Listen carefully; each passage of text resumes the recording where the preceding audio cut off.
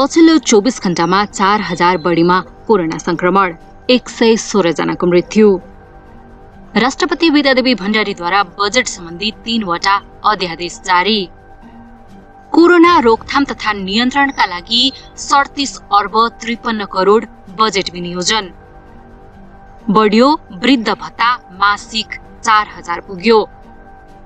स्नातक पढेकालाई प्रमाणपत्र धितो राखी 25 लाखसम्म सहुलियत कर्जा दिने। निषेधाज्ञामा सरकारले तोकेको ठाउँबाट किन्दा खाद्यान्नमा 20% छुट। प्रधानमन्त्री रोजगार कार्यक्रमका लागि 12 अर्ब रुपियाँ विनियोजन। निषेधाज्ञामा 20 युनिटसम्म विद्युत खपत गर्नेलाई 100% छुट। महन्त समूहमाथि उपेन्द्रको एक्सन, 24 घण्टामा स्पष्टीकरण नदिए निष्कासन। भेरी अस्पतालको सुरक्षामा कडाई, 25 प्रहरी तैनात। कर्णालीमा जलस्तर बढ्यो, सतर्क रहन आह्वान। राष्ट्रपतिको चरित्र हत्या गर्नेलाई कारबाही गर्न माग। गैडाको आक्रमणबाट चितवनमा महिलाको मृत्यु। ललितपुरमा क्रियाशील पार्टीले भने प्रधानमन्त्रीले जनताको मनोबल गिराउने काम गरे। दुर्गा प्रसाईले बेहोर्ने भनिएको उज्जवल थापाको उपचार खर्च परिवारद्वारा अस्वीकार। गोर्खामा बाढी पहिरोले गोठ बगायो, दर्जनौं गाई गोरु भेडा मरे। निर्माण सम्पन्न नहुँदै हस्तान्तरण गरिएको हुलाकी सडक मार्गमा धाजा फाट्यो। धरानमा रक्तदान, 58 प्रिन्ट रगत संकलन। 100 वर्ष अघि मारिएका 215 बाल बालिकाको अवशेष स्कुलकै ग्राउन्डमा भेटियो। यो सँगै अब सुरु गरौं समाचार विस्तारमा। पछिल्लो केही दिन यता नेपालमा कोरोना भाइरसको संक्रमणबाट मुक्त हुनेको संख्या बढ्दो छ। संक्रमित हुनेको संख्या भन्दा निको हुनेको संख्या वृद्धि भए पनि मृत्युदर भने उस्तै रहेको छ। स्वास्थ्य तथा जनसंख्या मन्त्रालयका अनुसार पछिल्लो 24 घण्टाको अवधिमा नेपालमा 6080 जना कोरोना भाइरसको संक्रमणबाट मुक्त भएका छन्। यो सँगै नेपालमा हालसम्म कोरोना जित्नेको संख्या 4,34,750 पुगेको स्वास्थ्य मन्त्रालयले जनाएको छ। त्यस्तै पछिल्लो 24 घण्टाकै अवधिमा नेपालमा 4487 जना कोरोना भाइरसका संक्रमित थपिएका छन्। यो सँगै नेपालमा कोरोनाबाट संक्रमित हुनेको संख्या 5,54,422 पुगेको छ। कोरोना भाइरसको संक्रमणबाट मुक्त हुनेको संख्या बढे पनि मृत्युदरमा भने खासै सुधार आएको छैन। शुक्रबार 100 भन्दा तल घटेको मृत्युको संख्या शनिबार पुनः बढेको छ। पछिल्लो 24 घण्टाको अवधिमा नेपालमा कोरोना भाइरसको संक्रमणबाट 116 जनाको मृत्यु भएको स्वास्थ्य मन्त्रालयले जनाएको छ। यो सँगै हालसम्म नेपालमा कोरोनाबाट मृत्यु हुनेको संख्या 7163 पुगेको छ। राष्ट्रपति विद्यादेवी भण्डारीले बजेट सम्बन्धी 3वटा अध्यादेश जारी गरेका छन्। शनिबार बसेको मन्त्री परिषद बैठकको सिफारिसमा राष्ट्रपतिले आर्थिक अध्यादेश 2078, विनियोजन अध्यादेश 2078 र राष्ट्रिय ऋण उठाउने अध्यादेश 2078 जारी गरेकी हुन्। प्रतिनिधि सभा विघटन भएकाले सरकारले अध्यादेशबाट बजेट ल्याउँदैछ। अर्थमन्त्री विष्णु पौडेलले सिंहदरबारबाट 4 बजे आर्थिक वर्ष 2078-79 को बजेट सार्वजनिक गरे। सरकारले सामाजिक सुरक्षामा 33% वृद्धि गरेको छ। आर्थिक वर्ष 78-79 को बजेट तर्फ अर्थमन्त्री विष्णु पौडेलले सामाजिक सुरक्षा भत्तामा 33% वृद्धि, वृद्ध भत्ता 4000 पुर्याउने घोषणा गरेका हुन्।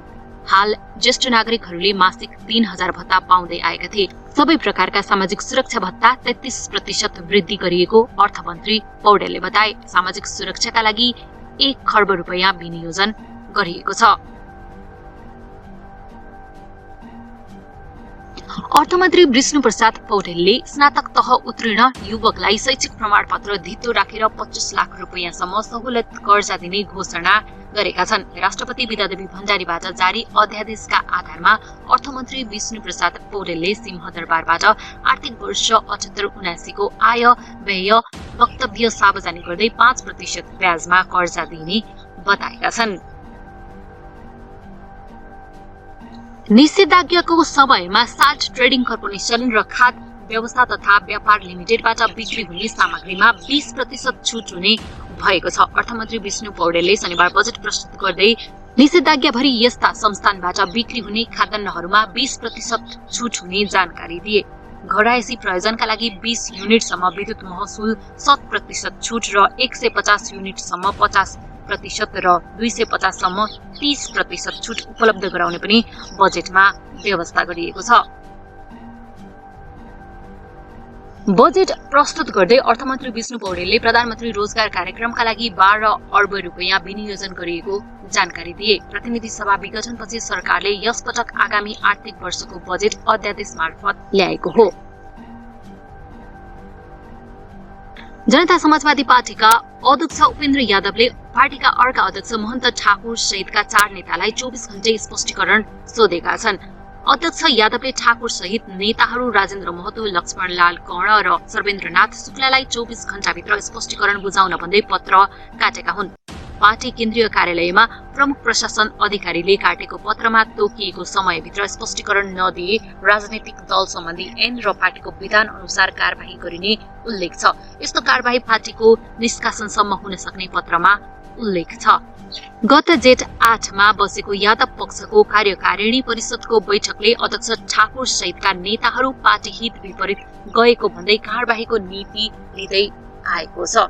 यसअघि गत 11 जेठमा समेत यो पक्षले ठाकुर पक्षको नेताहरूलाई स्पष्टीकरण सोधेको थियो। सो स्पष्टीकरणको जवाफ नआएपछि पुनः स्पष्टीकरण सोधिएको हो। नेपालगञ्जको भेरी अस्पतालका चिकित्सक एवं नर्समाथि हुने आक्रमणको खतरा बढेको भन्दै थप सुरक्षा व्यवस्था कडाई गरिएको छ। शनिबार प्रहरीले प्रहरी नायब निरीक्षकको कमान्डमा 2 जना सहायक निरीक्षक सहित 25 जना प्रहरी 24 घण्टा अस्पतालमा बस्ने गरी सुरक्षा व्यवस्था गरिएको हो। बिहीबार राति दाङका एक संक्रमितको उपचारका क्रममा मृत्यु भएपछि अस्पतालमा तनावग्रस्त अवस्था सृजना भएको थियो। सोही क्रममा बिरामीका आफन्तहरूले आइसियु वार्डमा कटिएका चिकित्सक तथा नर्सहरूमाथि हमला समेत गरेका थिए। धेरै व्यक्तिले भौतिक आक्रमण गर्दै घाँटी थिच्न आएपछि ड्युटीमा खटिएका चिकित्सक तथा नर्सले टोयलेटको झ्यालबाट हाम फालेर ज्यान जोगाउन बाध्य भएका थिए। भेरी अस्पतालका मेडिकल डाक्टर प्रकाश थापाले शुक्रबार बुटवलबाट नेपालगञ्ज पुगेका नेपाल प्रहरीका डीआईजी सहितको बैठकले अस्पतालमा धेरै व्यक्तिले भौतिक आक्रमण गर्दै घाँटी थिच्न आएपछि ड्युटीमा खटिएका चिकित्सक तथा नर्सले टोयलेटको झ्यालबाट हाम फालेर ज्यान जोगाउन बाध्य भएका थिए। भेरी अस्पतालका मेडिकल अफिसर डाक्टर प्रकाश थापाले शुक्रबार बुटवलबाट नेपालगञ्ज पुगेको नेपाल प्रहरीका डीआईजी सहितको बैठकले अस्पतालमा पूर्ण सुरक्षा दिने र दोषीलाई कारबाही समेत गर्ने आश्वासन दिएपछि अस्पतालका सबै सेवा पूर्ववत सञ्चालनमा आएको जानकारी दिएका छन्। उनले आन्दोलनमा उत्रिएका अस्पतालका सबै स्वास्थ्यकर्मी काममा फर्किएको र नयाँ बिरामी भर्ना लिने काम पनि पूर्ववत अवस्थामा रहेको जानकारी दिएका छन्। लगातार 2 दिनदेखि तराई क्षेत्रमा पानी पर्न थालेपछि कर्णाली र बबई नदीमा जलस्तर बढ्दै गएको छ। जलस्तर बढ्दै गएपछि कर्णाली र बबई तटीय क्षेत्रका बासिन्दालाई सतर्क रहन स्थानीय प्रशासनले आह्वान गरेको छ। आइतबारसम्म कतै भीषण र थोरै वर्षा हुने भएका कारण प्रशासनले तटीय क्षेत्रका बासिन्दालाई सतर्क रहन भनेको हो। बंगालको खाडीमा देखिएको यस चक्रवातको प्रभावले नेपालमा केही दिनदेखि वर्षा भइरहेको छ। पश्चिम तराईमा लगातार पानी परिरहेको छ। कर्णालीमा शनिबार करिब 5 मिटर माथि पानी बगिरहेको प्रमुख जिल्ला अधिकारी सन्त बहादुर सुनारले बताए। नदीमा जलस्तर बढ्न थालेपछि तटीय क्षेत्रका बासिन्दालाई उच्च सतर्कतामा रहन आह्वान गरिएको उनले जानकारी दिए। पहाडी जिल्लामा ठूलो वर्षा हुनसाथ यहाँ बाढी आउने खतरा हुन्छ। अहिलेसम्म भारी वर्षा नभए पनि लगातार परिरहेको पानीले नदीमा जलस्तर बढ्दै गएको हो। त्यसैगरी बबई नदीमा जलस्तर बढ्दै गएको छ। दाङ, सल्यान, सुर्खेतमा भारी वर्षा भए बबाईमा बाढी आउने जोखिम हुन्छ। अखिल नेपाल महिला संघ 7औं राष्ट्रिय सम्मेलन आयोजक कमिटिले राष्ट्रपति लगायत सार्वजनिक पदमा रहेका महिलामाथि अमर्यादित असभ्य अमानवीय अभिव्यक्ति र व्यवहार विरुद्ध एकजुट हुन आग्रह गरेको छ। कालीमाटीले कमिटीले निकालेको प्रेस विज्ञप्तिमा भनिएको छ, संविधानको रक्षाको हैसियतले राष्ट्रपति संविधान प्रदत्त दायित्व निर्वाह गर्दाका विषयमाथि प्रश्न उठाई केही राजनीतिक दल, केही सञ्चार माध्यम लगायत विभिन्न सामाजिक सञ्जालमा विभिन्न किसिमका गाली गलौज गर्ने, अपमानित गर्ने, सामाजिक सञ्जालमा अमर्यादित टिप्पणी गर्ने तथा विभिन्न लान्छना लगाई व्यक्तिगत चरित्र हत्या गर्ने जस्ता कार्य निन्दनीय छ। कमिटीका संयोजक थममाया थापाले राष्ट्रपति जस्तो पदमा रहेर संविधानको रक्षाको हैसियतले संवैधानिक कारबाही गर्दा व्यक्तिगत चरित्र हत्या गर्ने व्यक्तिलाई कानूनी कारबाही गर्नुपर्ने माग राखेको हो। अखिल नेपाल महिला संघले शुक्रबार गृह मन्त्रालयमा यस्ता कार्यलाई तत्काल रोक्न र यस्ता अवांछित गतिविधिमा संलग्न व्यक्तिलाई कानूनको दायरामा ल्याई तत्काल कानून बमोजिम कारबाही गर्नका लागि ज्ञापन पत्र बुझाएको थियो। गैंडाले आक्रमण गर्दा शनिबार चितवनमा एक महिलाको मृत्यु भएको छ। मृत्यु हुनेमा कालिका नगरपालिका 1 की 56 वर्षीय तेज कुमारी सुनवार रहेकी छिन्। घर नजिकको चतुर्मुखी सामुदायिक वनमा घाँस तथा निगुरो खोज्न गएकी महिलालाई गैंडाले आक्रमण गरेको चितवन जिल्ला प्रहरी कार्यालय प्रवक्ता प्रहरी नायब उपरीक्षक डीएसपी सूर्य थापाले जानकारी दिए। उनका अनुसार मध्याह्न 12:30 बजे उनलाई गैंडाले आक्रमण गरेको थियो। गम्भीर घाइते भएकी उनलाई अस्पताल लैजाने क्रममा बाटोमा नै मृत्यु भएको डीएसपी थापाले जानकारी दिए।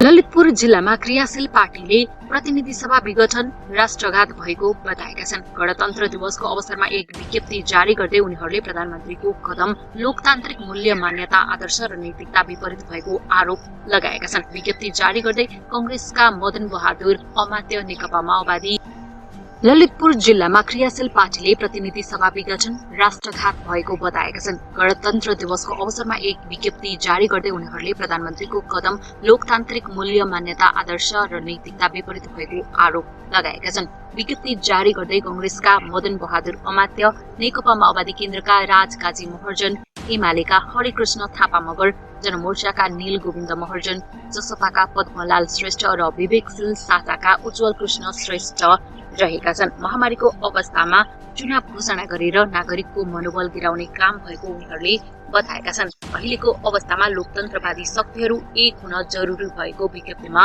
उल्लेख छ। उनीहरूले नागरिकता अध्यादेशको समेत विरोध गरेका छन्। विदेशीको इशारामा देशलाई अन्धकारतर्फ धकेल्ने प्रयास भएको विज्ञप्तिमा भनिएको छ। विवेकशील साझा पार्टीका नेता रविन्द्र मिश्रले बीएनटीसी अस्पतालका सञ्चालक दुर्गा प्रसाईले बेहोर्ने भनिएको उज्जवल थापाको उपचार खर्च आवश्यक नपर्ने बताएका छन्। उनले सामाजिक सञ्जाल मार्फत थापाको स्वास्थ्य अवस्थाबारे जानकारी दिँदै परिवारले दुर्गा प्रसाईको सहयोग अस्वीकार गरेको बताएका हुन्। शनिबार बिहान प्रसाईले एक विज्ञप्ति जारी गर्दै थापाको सम्पूर्ण उपचार खर्च आफूले बेहोर्ने बताएका थिए। नेता मिश्रले सामाजिक सञ्जाल मार्फत सहयोगीहरू आइरहेकाले प्रसाईको सहयोग आवश्यक नपर्ने बताएका हुन्। उज्जवल थापाको स्वास्थ्य स्थितिबारे अपडेट दुर्गा प्रसाईलाई सद्भावका लागि धन्यवाद ज्ञापन गर्दै उहाँको सहयोग आवश्यक नपर्ने जानकारी नेपालमा वैकल्पिक राजनीतिलाई स्थापित गर्न भूमिका खेलेको विवेकशील नेपाली दलको संस्थापक अध्यक्ष तथा विवेकशील साझा पार्टीका पूर्व संयोजक उज्जवल थापा करिब 2 सातादेखि कोरोना संक्रमित भई अस्पतालमा उपचार भइरहनु भएको तपाईहरूलाई अवगतै छ। यसै क्रममा अहिले नेपाल मेडिसिटी अस्पतालमा ECMO प्रविधिबाट उहाँहरूको उपचार भइरहेको जानकारी गराउन चाहन्छु। चिकित्सकहरूको सल्लाहमा उज्जवललाई थप अत्याधुनिक उपचार आवश्यक पर्ने देखिएपछि र त्यस उपचारका लागि लाग्ने खर्च बेहोर्नका लागि परिवारको सहमतिमा उहाँका साथी तथा शुभचिन्तकहरूले क्राउड फन्डिङबाट आर्थिक सहयोग जुटाइरहेको पनि विदितै छ।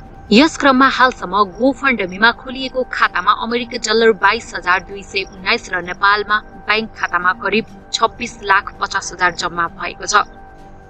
त्यस खातामा सहयोग गर्ने उज्जवलका साथी, शुभेच्छुक तथा आफन्तजन सबैप्रति हामी कृतज्ञ छौं र तपाईहरूले व्यक्त गर्नुभएको सद्भाव, स्वच्छता र प्रार्थनाका लागि हामी आभारी छौं। उज्जवलको स्वास्थ्यप्रति तपाईहरूको साथले हामीलाई आड भरोसा मिलेको छ। सहयोग संकलनको क्रममा उज्जवल थापाको उपचार खर्च आफूले बेहोर्ने पनि श्री दुर्ग प्रसाईले भन्नुभएको भन्ने समाचार माध्यम प्रकाशन प्रसारण भएको खबर हाम्रो जानकारीमा आएको छ। हाल उज्जवल थापाको परिवार, आफन्तजन, साथी तथा शुभेच्छुकहरूबाट प्राप्त सहयोगले नै स्वास्थ्य उपचारको खर्च बेहोरिरहेको र भविष्यमा पनि त्यसै गर्ने भएकाले श्री दुर्ग प्रसाईलाई सद्भावका लागि धन्यवाद ज्ञापन गर्दै उहाँले दिने भनेको सहयोग आवश्यक नपर्ने बेहोरा जानकारी गराउँदैछौं। उज्जवल थापाको परिवार, साथी र शुभेच्छुकको तर्फबाट 2078 जेठ 15 गते भनी प्रकाशन गरिएको छ।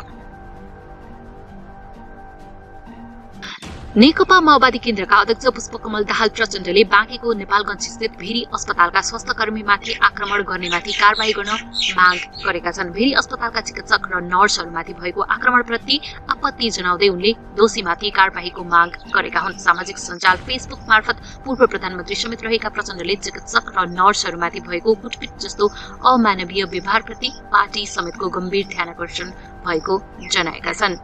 यसबारे फेसबुकमा उनले लेखेका छन्, नेपालगञ्ज स्थित भेरी अस्पतालमा डाक्टर र नर्सहरूमाथि भएको कुटपिट जस्तो अमानवीय व्यवहारप्रति हाम्रो पार्टीको गम्भीर ध्यानकर्षण भएको छ र खेद प्रकट गर्दछ। हाम्रो पार्टीले स्वास्थ्य जस्तो संवेदनशील क्षेत्रमा आफ्नो स्वास्थ्यलाई ख्याल नगरी अहोरात्र खटिएका स्वास्थ्यकर्मीमाथि नै संघातिक हमला गर्ने जो पहिला पनि कानूनी कारबाही गरियोस् भनी माग गरेका छन्।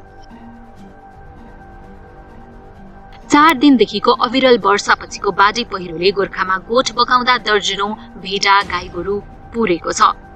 धारछे गाउँपालिका 1 हुलचुकमा 2 वटा गोठ पहिरोले पुर्दा 30 भन्दा धेरै भेडा पुरिएको छ। 100 भन्दा धेरै भेडा रहेको गोठ पहिरोले पुर्दा करिब 30 वटा पुरिएर बेपत्ता भएको र अरूलाई उद्धार गरिएको वार्डाध्यक्ष दिलीप गुरुङले जानकारी दिए। त्यस्तै निरन्तरको झरीपछि शहीद लखन गाउँपालिका वडा नम्बर 7 बोर्लिङ गाउँमा धनबहादुर श्रेष्ठको गोठ भत्कदा गोठभित्र रहेका 2 भैँसी, 1 पाठा, 1 बाख्रा र 1 बोका पुरिएर मरेको प्रहरी एसपी शेखर खनालले जानकारी दिए। धर्जे गाउँपालिका 5 माछा खोलामा स्थानीयले प्रयोग गर्दै आएको काठको पुल बगाएको प्रहरीका अध्यक्ष सन्तोष गुरुङले जानकारी दिए। साथै बेनीघाट, आरुघाट, लर्खेत सडकको आर्खेत खण्डमा निर्माणाधीन पुलका कारण बनिएको वैकल्पिक सडक बुढी गंगाले बगाउँदा यातायात सेवा ठप्प भएको अध्यक्ष गुरुङले जानकारी दिए। निर्माण पूरा नहुँदै नेपाल सरकारलाई हस्तान्तरण गरिएको हुलाकी सडक खण्डमा धाजा फाटेको छ। 2 दिनदेखिको अविरल वर्षाका कारण हुलाकी सडक खण्डमा धाजा फाटेको हो। निर्माण कम्पनीले छिटो सम्पन्न गर्ने बहानामा हतारमा कमसल काम गरेको आरोप स्थानीयले लगाएका छन्। हुलाकी सडक खण्ड अन्तर्गत वर्षाको चमेरी हलदेखि निर्मल बस्तीमा बाटो चिरा परेको हो। पुल नजिकै एक तर्फको भाग चिरा परेर भासिन लागेको स्थानीय हीरा श्रेष्ठले जानकारी दिए। हुलाकी निर्माण पूरा भयो भनेर हस्तान्तरण भएको 2 महिना बितेको छ, तर धाजा फाट्न थालिसकेको छ। उनले भने माटो राम्रोसँग पेलेर माथि पिच गर्नुपर्ने त्यसो गरेको रहेनछ। पानी पर्ने बित्तिकै फाटिएको छ। बाटो नै अवरुद्ध हुने स्थिति छ। झण्डै 15 मिटरसम्म धाजा फाटेको उनको भनाइ छ। हुलाकी खण्डको दोस्रो प्याकेज अन्तर्गत 30 किलोमिटर लामो खण्ड निर्माणको ठेक्का बानिया कालेज जेभीले पाएको थियो। 2074 कार्तिक 13 मा 1 अर्ब 17 करोड रुपैयाँमा ठेक्का सम्झौता भएको काम 2077 जेठ 2 मा काम सक्नुपर्ने थियो। लकडाउन तथा अन्य कारणले काम पूरा हुन नसक्दा 6 महिना म्याद थपिएको थियो। यस अवधिमा पनि 5 किलोमिटर सडक निर्माण पूरा नहुँदै सडक हस्तान्तरण गरेपछि स्थानीयले विरोध गरेका थिए। मुआब्जा विवादमा अदालतको स्टे अर्डर रुख काट्न चितवन राष्ट्र निकुञ्जले अनुमति नदिएको र स्थानीयको अवरोधका कारण काम गर्न नसकेको ठेकेदार कम्पनीले बताउँदै आएको छ। ठुडे खोलामा नेपाल र भारत बीचको पुलोमा विवाद समाधान हुन सकेको छैन। नेपाल तरुण दल सुनसरी क्षेत्र नम्बर 1 ले धरानमा रक्तदान आयोजना गरेको छ। कोरोना महामारीले गर्दा प्रदेश 1 का अस्पतालहरूमा बिरामीले रगत नपाएर अकालमा ज्यान गुमाउन थालेपछि 14औं गणतन्त्र दिवसको अवसर पारी तरुण दलले युवाहरूलाई भेला गरी शनिबार रेड क्रस सुनसरीको भवनमा रक्तदान कार्यक्रम आयोजना गरेको हो। प्रदेश 1 का ब्लड ब्याङ्कहरूमा रगतको चरम अभाव भइरहेको र यसले बिरामीको उपचारमा गम्भीर समस्या परेको थाहा पाए पश्चात तरुण दलले बिरामीहरूको उपचारमा सहज होस् भनेर रक्तदान गरिएको तरुण दलका क्षेत्रीय सभापति सम्पूर्ण ताम्राकारले बताए। उनले रक्तदान कार्यक्रममा धरानका 58 जना तरुण युवाहरूले रक्तदान गरेको बताएका छन्। रक्तदान कार्यक्रममा तरुण दल सुनसरीका उपसभापति सन्तोष विकलले आफ्नो निजी गाडीमा युवकहरूलाई स्वास्थ्य मापदण्ड पालना गरी रक्तदान स्थलसम्म ल्याउने व्यवस्था मिलाएका थिए। रेड क्रस सुनसरीका सभापति उमेश थापाले प्रदेश 1 मा रगतको चरम अभाव भइरहेको बेला तरुण दलका कार्यकर्ताले रक्तदान गरी सहयोग गरेको भन्दै रक्तदान गर्नेहरूलाई धन्यवाद दिए। उनले अन्य राजनैतिक दल र सामाजिक संस्थालाई समेत रक्तदान गर्न र बिरामीको उपचारमा सहज बनाउन आह्वान गरे। प्रदेश 1 का धरन विराटनगर झापामा रहेका ब्लड ब्याङ्कहरूमा विभिन्न समूहको रगत अभाव हुँदा बिरामीको उपचारमा गम्भीर समस्या भइरहेको चिकित्सकहरूले बताएका छन्। क्यानाडा आदिवासी समुदायका लागि बनाएको एउटा बोर्डिङ स्कुलको ग्राउन्डमा 100 वर्ष अघि मारिएका 215 बालबालिकाको अवशेष फेला पारेको छ। स्थानीय आदिवासी व्यक्तिहरूका अनुसार ती अवशेषहरू कम्पलुप्स नजिकै 100 वर्ष भन्दा पहिले बोर्डिङ स्कुलमा पढ्ने बालबालिकाको हो। तीमध्ये केही बालबालिकाहरू 3 वर्षका समेत थिए, तर उक्त घटनालाई बोर्डिङ स्कुल प्रशासनले दस्तावेजकरण गरेको थिएन। यस घटनाबारे अनुसन्धान गरिने र थप तथ्य आगामी महिना सार्वजनिक गरिने बताइएको छ। यस घटना 19औं शताब्दीको अन्त्यतिर त्यहाँको स्कुलमा भएको हुन सक्ने बताइएको छ। जानकारहरूका अनुसार 19औं शताब्दीको अन्त्यतिर कामलुप्स इन्डियन रेसिडेन्सियल स्कुल 139 वटा बोर्डिङ स्कुल मध्ये सबैभन्दा ठूलो थियो, जुन स्कुल क्यानाडा सरकारको मातहत क्याथोलिक चर्चले सञ्चालन गरेको थियो। स्कुल अवधिभर कुल 1,50,000 इन्डियनहरूलाई यस स्कुलमा जबरजस्ती भर्ना गरिएको थियो। साथै विद्यार्थीहरूलाई हेडमास्टर र अरू शिक्षकहरूले शारीरिक तथा यौन दुर्व्यवहार गर्थे र उनीहरूलाई आफ्नो भाषा र संस्कृतिबाट अलग्याउन यसरी स्कुलमा भर्ना गराइन्थ्यो। पछिल्लो समय यस क्षेत्रको समुदायमा फैलिँदै गरिबी, मदिरापान र घरेलु हिंसा साथै आत्महत्याका घटनाप्रति तिनै पुराना घटना प्रमुख रूपमा जिम्मेवार मानिन्छन्। त्यसबेला एक सत्य तथा मेलमिलाप आयोगले विभिन्न आवासीय स्कुलहरूमा कम्तीमा 3200 बालबालिकाहरू शारीरिक शोषण वा बेवस्थाका कारण ज्यान गुमेको तथ्य सार्वजनिक गरेको थियो। यद्यपि यस्ता बालबालिकाको यकिन संख्या अझै स्पष्ट छैन। कामलुप्स स्कुलमा पनि यस्तो घटना भएको बताइन्छ। यद्यपि सांस्कृतिक नरसंहारको रूपमा भएका यस्ता घटनाप्रति क्यानाडाले 2008 मा माफी मागेको थियो।